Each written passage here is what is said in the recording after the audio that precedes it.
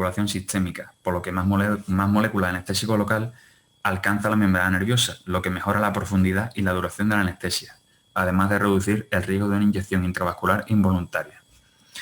En lugar de inyección, pues el comienzo más rápido, pero también con menor duración de acción, se consigue con la administración intratecal o subcutánea, siendo la latencia y la duración más prolongada en los bloqueos de plexo nervioso. Pues, por ejemplo, si se administra intratecalmente bupivacaína, pues se alcanza a los 5 minutos y persiste durante 3-4 horas. Y si el mismo fármaco se emplea para el bloqueo del plexo braquial, pues su acción tarda unos 20-30 minutos y el efecto anestésico puede durar unas 10 horas aproximadamente. El pH anestésico local, pues la alcalinización de las soluciones anestésicas, por ejemplo añadiendo bicarbonato, acelera el inicio y mejora la calidad del bloqueo, ya que aumenta la cantidad de base libre de anestésico local. Y la alcalinización también atenúa el dolor durante la infiltración subcutánea. En cuanto a la combinación de anestésicos locales, pues influye en el sentido de que se puede mezclar, por ejemplo, mepivacaína, que tiene rápido inicio de acción, con bupivacaína, que tiene mayor duración.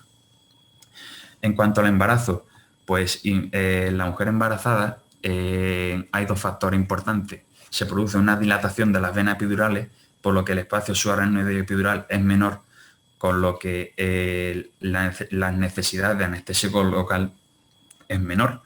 Y también influye mucho la progesterona, que está aumentada en el embarazo y produce un aumento de la sensibilidad a los anestésicos locales, por lo que en las gestantes es recomendable reducir la dosis de anestésico local. La frecuencia de estimulación nerviosa quiere decir que la fracción de canales de sodio que unido al anestésico local se incrementa con la despolarización frecuente, es decir, durante descargas de impulso. Esto se denomina bloqueo dependiente del uso. En otras palabras, la inhibición por el anestésico local de los canales de sodio depende del voltaje y de la frecuencia. En cuanto a los electrolitos, pues la hipopotasemia y la hipercalcemia se oponen al bloqueo, y el diámetro axónico, la mielina, pues lo que comenté antes, a menor diámetro y a mayor cantidad de mielina, mayor sensibilidad al anestésico local. En cuanto a las propiedades físico-químicas, pues se definen como bases débiles que están comercializados a pH ácido, y esto hace que le proporcione estabilidad química y solubilidad. Y aquí hay tres conceptos clave: la liposolubilidad, que se relaciona con la potencia clínica. A mayor liposolubilidad de un anestésico local, mayor difusión a través de la membrana biológica del nervio, por lo que es más potente. El pKa, que lo explicaba antes, que refiere al inicio de acción o a la latencia. Y la duración, que se refiere a la unión con proteína. Cuanto mayor porcentaje de unión con proteína del anestésico local, mayor dura.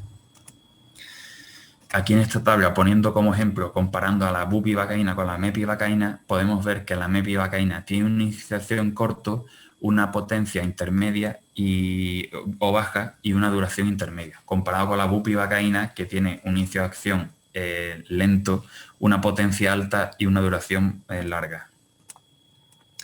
En cuanto a la farmacocinética, pues la absorción depende, o sea, la vascularización depende de varios conceptos. El sitio de inyección,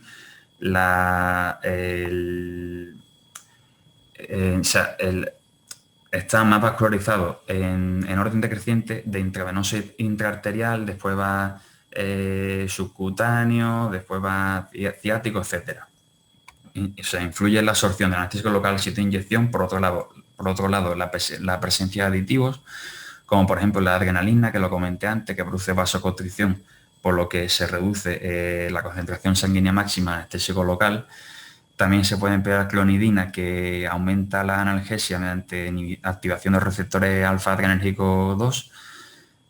También se puede emplear dexametasona u otros esteroides para prolongar el efecto del bloqueo hasta un 50%.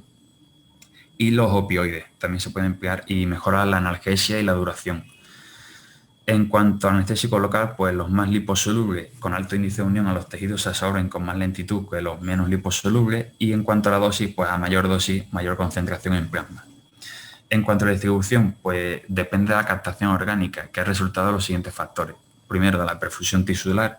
Los órganos con perfusión elevada, como los pulmones, corazón, realizan la captación rápida de los anestésicos locales de la sangre, la cual va seguida de una redistribución más lenta a una variedad más amplia de tejidos. Después está el coeficiente de reparto tejido-sangre, que a mayor liposolubilidad, mayor unión a proteínas plasmáticas, por lo que se produce mayor captación de anestésico local desde un compartimento acuoso y, por último, la masa tisular. En cuanto a la biotransformación y excreción, lo que comenté antes, los ésteres son metabolizados en el plasma y las amidas en el hígado. Y los ésteres sufren un metabolismo más rápido y las amidas un metabolismo más lento. Los ésteres, hay algunos que se metabolizan hasta el metabolito PAVA, que puede producir reacciones anafilácticas, y las amidas, pues como se metabolizan en el hígado, la disminución de la actividad hepática o del flujo sanguíneo reduce el metabolismo, por lo que puede haber mayor concentración sanguínea en anestésico local, que conduce a un mayor riesgo de intoxicación sistémica. Y ambos tipos de anestésicos locales se excretan por vía renal. En cuanto a los efectos que producen estos anestésicos locales, toxicidad, primero los síntomas neurológicos, que el sistema nervioso central es el primer lugar donde se aprecian signos de intoxicación en el paciente despierto. Se producen síntomas tales como entumecimiento peribucal, sabor metálico, paresthesias linguales, convulsiones y en concentraciones más elevadas, coma y paro respiratorio. Como tratamiento se pueden emplear benzodiazepinas como el midazolam, propofol, barbitúricos como el tiopental, lípidos intravenosos e hiperventilación. Y otros síntomas neurológicos, pues se puede destacar los síntomas neurológicos transitorios como disestesia, dolor quemante y dolor en extremidades inferiores y glúteos después de anestesia espinal con varios anestésicos locales. En cuanto a efectos respiratorios, la lidocaína intravenosa puede revertir la broncoconstricción refleja asociada a la intubación. También este fármaco deprime el impulso hipóxico y puede existir apnea posterior a la administración de anestesia epidural o espinal alta. En cuanto a síntomas cardiovasculares, pues todos los anestésicos locales deprimen el automatismo, la contractilidad y la velocidad de conducción. En bajas concentraciones suelen producir vasoconstricción y en altas concentraciones vasodilatación, excepto la cocaína que produce vasoconstricción a cualquier dosis. El orden cronológico de intoxicación se puede definir como el siguiente. Primero producen taquicardia y hipertensión y después producen una depresión miocárdica con bloqueo, shock y paro cardíaco. Hay que tener cuidado con la inyección intravascular accidental de bupivacaína, ya que produce una intoxicación cardiovascular grave y se produce una reanimación difícil y resistente a fármacos. Esto se produce porque la bupivacaína se comercializa en una mezcla racémica que tiene dos estereoisómeros, el R y el S, y el estereoisómero R se une con más avidez a los canales de sodio y se separa con más lentitud.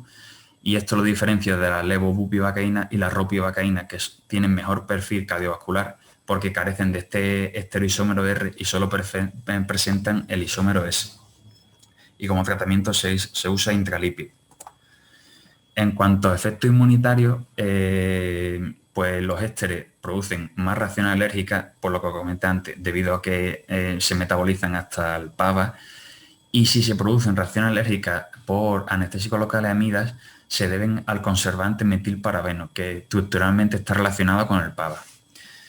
En cuanto a clínica musculoesquelética, pues producen ligero efecto miotóxico cuando se inyectan directamente en el músculo y puede producir condromalacia grave en infusiones prolongadas en articulaciones. Clínica hematológica, pues la lidocaína deprime la coagulación e intensifica la fibrinolisis y también hay un cuadro que es la metahemoglobinemia, que se puede producir con benzocaína, prilocaína y la crema ENLA. La prilocaína es el único anestésico local que se metaboliza hasta O-toluidina, que puede producir metahemoglobinemia a dosis tóxicas. La dosis tóxica se define clásicamente como 10 miligramos kilo, pero los estudios recientes dicen que también se puede producir metahemoglobinemia clínica con dosis menores en pacientes jóvenes sanos y también en enfermos y en edad avanzada. De clínica se produce disnea, cianosis, alteración del sensorio, coma y puede producir la muerte. Como tratamiento se usa el azul de metileno por vía intravenosa y a 1 o 2 miligramos kilo. Esto es un pequeño resumen del protocolo de actuación ante intoxicación. Pues conceptos básicos, pues cómo se previene la toxicidad. Pues primero hay que tener monitorizado al paciente adecuadamente. ¿Cómo evitamos la inyección intravascular? Pues haciendo aspiraciones frecuentes, dosis fraccionadas, dosis test y evitar la sobredosificación. Identificar los signos y síntomas de toxicidad, lo que comenté antes, los síntomas neurológicos, síntomas cardiovasculares. Y lo primero de todo es pedir ayuda y asegurar la vía aérea y aportar oxígeno al 100%. Si hay convulsiones, midazolam y como alternativa propofol. Y si hay arritmia o parada cardiovascular, pues la pauta Soyacal, que es el intralipid. En cuanto a interacciones farmacológicas, los anestésicos locales potencian el bloqueo neuromuscular no despolarizante en experimentos laboratorios, pero en la clínica esto carece de importancia. Y lo que comenté antes, que los fármacos que reducen el flujo sanguíneo hepático disminuyen la eliminación del anestésico local amida y que los opioides de la clonidina pues potencian la analgesia producida por anestésicos locales, por vía epidural y espinal. Aquí hay un cuadro resumen de los anestésicos locales que he considerado lo más relevante en la práctica diaria y se puede decir que la lido, la mepi y la prilo pues tienen una iniciación rápido porque su pK es bajo, es más cercano al pH fisiológico. La duración es intermedia corta por la unión a proteínas, por el porcentaje de unión a proteínas, y la potencia es intermedia por su liposolubilidad y la toxicidad también es intermedia. En cambio, la bupivacaína, la levobupi y la ropivacaína tienen una inicio de acción lento intermedio por su pK un poco superior al de los 3 fármacos anteriores, tiene una duración larga y una potencia alta y toxicidad elevada también. En cuanto a las particularidades de estos anestésicos locales, pues a destacar que la lidocaína se usa como antiarrítmico, como antiinflamatorio y también como ayudante analgésico por vía intravenosa. La mepivacaína tiene el anestésico local con el pK más bajo, por lo que actúa rápido. La prilocaína, su presentación es en forma hipervara, por lo que la hace útil en anestesia intradural en cirugía de corta duración y es raro que produzca metamoglobinemia clínica, pero hay que tenerlo siempre presente. La bupivacaína tiene la particularidad de que puede producir bloqueo diferencial, pero cuidado con la inyección intravascular porque produce cardiotoxicidad irreversible. La levobupivacaína es parecida a la bupi, pero tiene mejor perfil de seguridad. Y la ropi, igual que parecida a la bupivacaína, también produce bloqueo diferencial y un mejor perfil de seguridad. Y aquí os dejo unas tablas sacadas del Miller con los distintos usos de anestésico local en la anestesia regional, con su dosis, concentración, duración, etc. Voy pasando estas tablas para que las tengáis. Y ahora un par de pinceladas sobre anestesia neuroaxial. Un breve recordatorio anatómico, pues de exterior a interior tenemos la piel, el tejido celular subcutáneo, después va el músculo, el ligamento supraespinoso, el ligamento interespinoso, el ligamento amarillo, el espacio epidural, la dura madre, la aracnoide, el espacio subaracnoideo por el que circula el líquido cefalorraquídeo y después se encuentra la pia madre junto con la médula espinal y 2 pares de raíces nerviosas anterior y posterior que salen por los agujeros intervertebrales hasta formar los nervios raquídeos de C1 a S5. Y la médula espinal del adulto se extiende desde el agujero occipital hasta L1 y en los lactantes se extiende hasta L3, pero asciende con la edad. Por debajo de la médula espinal están las raíces nerviosas que forman la cola de caballo. La anestesia intradural se define como la inyección de anestésicos locales en el espacio subaracnoideo, por lo que produce un bloqueo de los nervios a nivel central. Se produce primero, lo que dije antes, primero el bloqueo simpático, después el sensitivo y luego el motor. Las indicaciones de la anestesia intradural, pues principalmente es cirugía de la parte inferior del abdomen, cirugía inguinal, urogenital, rectal y de extremidades inferiores. En cuanto a los factores que influyen en el nivel del bloqueo espinal, hay diversos factores, pero me gustaría destacar que los más importantes son la dosis y la varicidad. En general, a mayor dosis, más cefálico el nivel de anestesia obtenido. Además, la migración del anestésico local en sentido cefálico en el líquido cefalorraquídeo depende de su densidad respecto del ECR, que es la varicidad. Una solución hiperbárica de anestésico local es más densa que el LCR, por lo que fluye hacia la parte más declive por gravedad, y una solución de anestésico local se puede hacer hiperbárica si se añade glucosa. Hipovárica quiere decir que es menos densa que el LCR, por lo que fluye hacia la parte más elevada, y un anestésico local se puede hacer hipovárico si se añade agua estéril o fentanilo. Isobárico quiere decir misma densidad que el LCR, por lo que la diseminación es predecible al mismo nivel del sitio de punción y es independiente de la posición del paciente. La anestesia epidural consiste en la inyección de fármaco en el espacio epidural, lo que produce un bloqueo de los nervios a nivel central. A diferencia de la anestesia intradural, que se puede decir que es un bloqueo del todo o nada, la anestesia epidural tiene aplicaciones que van desde la analgesia con bloqueo motor mínimo hasta la anestesia con bloqueo motor completo. El bloqueo epidural se puede efectuar a nivel lumbar, torácico o cervical, por lo que puede ser una técnica útil para controlar el dolor postoperatorio en intervenciones quirúrgicas de abdomen superior o tórax. Las indicaciones pues, se puede decir que son las mismas que la raquidia y también pues eso sirve para anestesia quirúrgica, analgesia obstétrica, control del dolor postoperatorio y manejo del dolor crónico. Los factores que influyen en el nivel de bloqueo epidural, como antes, son diversos, pero me gustaría destacar el volumen, porque es el más importante. En adultos se suele utilizar entre 1 y 2 mililitros de anestesia local por segmento bloquear. Aquí un cuadro resumen de las diferencias de la anestesia raquidia o epidural. La raquidia pues, usamos la aguja Whitacre, que puede ser de distintos calibres, y en la epidural la aguja Tuohy. La identificación, ¿cómo se identifica el espacio? Pues la raquidia es con la salida de líquido cefalorraquídeo y la epidural es por pérdida de resistencia.